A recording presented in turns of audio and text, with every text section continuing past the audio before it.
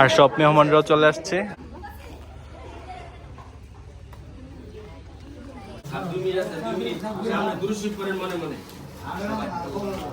তো এইখানে আমি গরুর গোশতটা বসে দিতেছি, না হাঁস বসে দিলাম।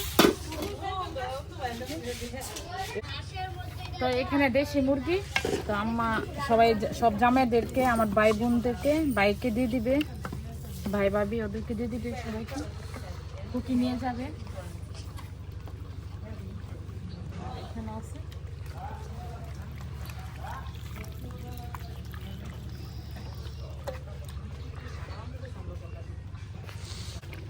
আর এদিকে বিউটি আপা রান্না বান্নাও শুরু করে দিছে।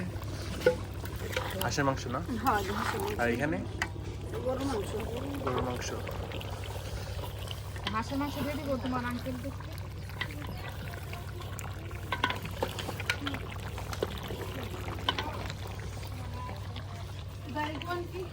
আচ্ছা, কষ্ট করে গেছে। মাংসটা একদম কালো কালো হয়ে গেছে। হ্যাঁ, মনে হইতেছে কালো বোনা হয়ে গেছে। অনেক সুন্দর একটা কালো বোনার একটা স্মেল আসতেছে। হ্যাঁ হ্যাঁ,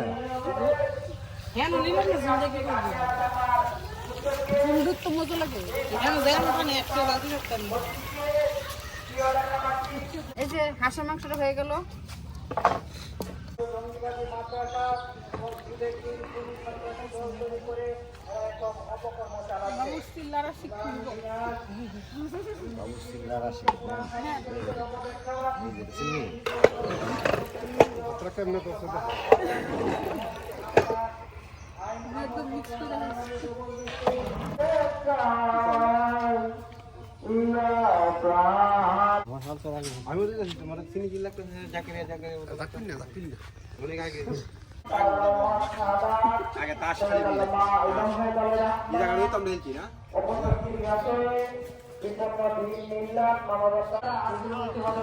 আর আমাদের বিরিয়ানি ফাইনালি হয়ে গেছে, 2 পাতিল হয়ে গেছে না কাকা?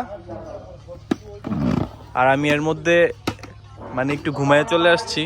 হঠাৎ করে শরীরটা এত খারাপ লাগতেছিল, তাই আমি ভালোভাবে দেখাইতে পারি নাই। এখন কি দমে রেখে দিবেন না? আর এদিকে হলো আরেক পাতিল। মাশাআল্লাহ 2 পাতিল কিন্তু আমাদের রেডি।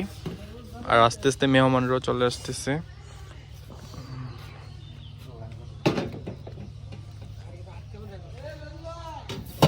আর আমাদের ইফতার প্রস্তুতি চলতেছে। আর এই খোলা আকাশের নিচে বসে সবাই একসাথে ইফতার করব।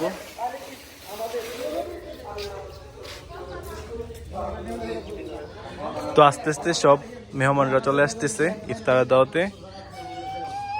আর কিছুক্ষণ পরেই ইফতারের সময় হয়ে যাবে। আর সব মেহমানরাও চলে আসছে। আমরা কিছুক্ষণের মধ্যেই নানার জন্য দোয়া পড়াবো। আর কিছুক্ষণ পরে ইফতারের আয়োজন হবে।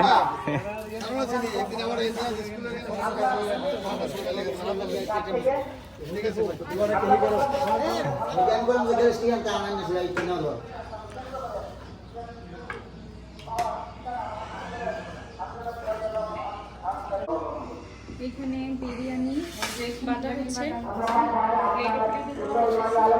আর কিছুক্ষণের মধ্যেই ইফতারের টাইম হয়ে যাবে। আর সব মেহমানরা চলে আসছে।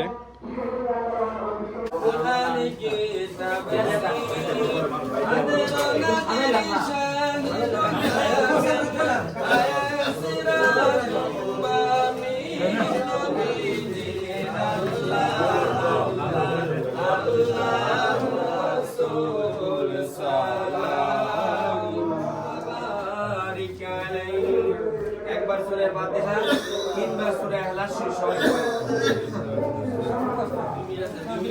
আমরা দুরূদ শরীফ পড়েন মনে মনে।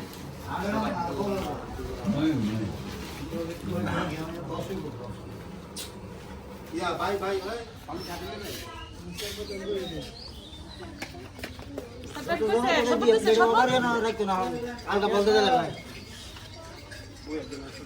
তো আমাদের বাহিরেও মানে অ্যারেঞ্জ করা হয়েছে, কারণ সবাই মানে একসাথে মিলেমিশে বসে ইফতার করার মজাটাই আলাদা।